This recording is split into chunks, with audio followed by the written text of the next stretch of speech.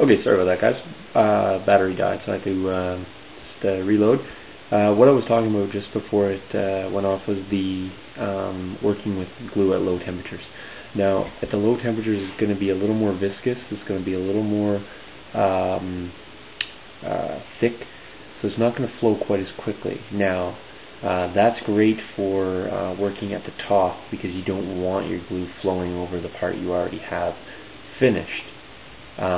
What you do sacrifice, though, when you work with glue at low temperature is the fact that you won't have as much time to work with it, which is probably maybe a kind of a good safety mechanism. If you don't have much time, it's going to limit you to only being able to do 1 to 1.5 inch sections.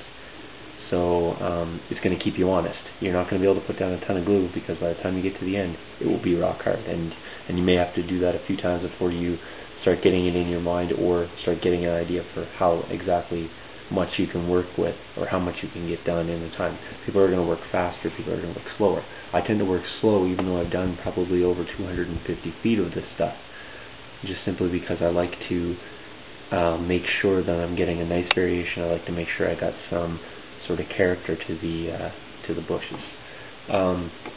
Just want to note too, when you are working with it, you will notice that you will get little flecks that'll come off. Don't worry about that because you'll probably recommend putting a sealer on. I use this stuff here. It's in a clear acrylic sealer, and this one here does say it has. I guess I grabbed two. I have a matte and a gloss. On the foliage, it's not so much going to matter with the gloss, but I tend not to use that on here. I do use the matte spray. So I recommend using the matte on everything. It gives a nice subtle tone. It dulls down the color ever so slightly, but not enough that it's going to change anything. And it does an equal variance to each color, so it maintains its variation. All right. So without further ado, let's finish up this top. This is cooled down a little bit. Now, what I was mentioning is the back kind of looks like a spine. So what you want to do is you want to put your glue strip right along essentially the spine. I'm going to do this in 2 sections. The spine of the bocage. This is also what I said, or as I said earlier, where you're going to want to use that small stuff. Small stuff's awesome because you just come down, and what you want to do, unlike any other time, is you do not want to press this down a lot.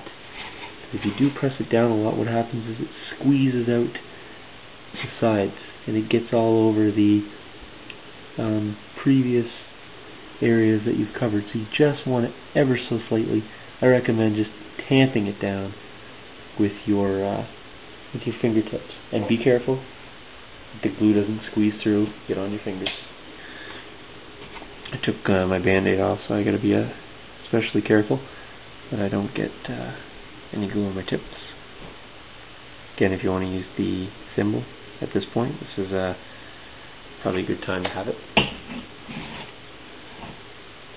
Again, just filling in the areas just ever so slightly, tapping it down. Gives a nice, especially where you're using the small stuff, you really get a variation in the color. You can't help but have different bits of color. Just going to check it over here. Final. And looks pretty good. So you get a nice high ridge here, humping up from the low spot. And there's a little dip right here. It's hard to see on camera, but so let's take a quick spin around. There you go. Got our end finished. Looking from the inside. Looking from the top. You can see everything looks pretty good. It's uniform with this in terms of color, but not uniform in terms of height, which is what you want. And I like to have mine going all kinds of different crazy directions.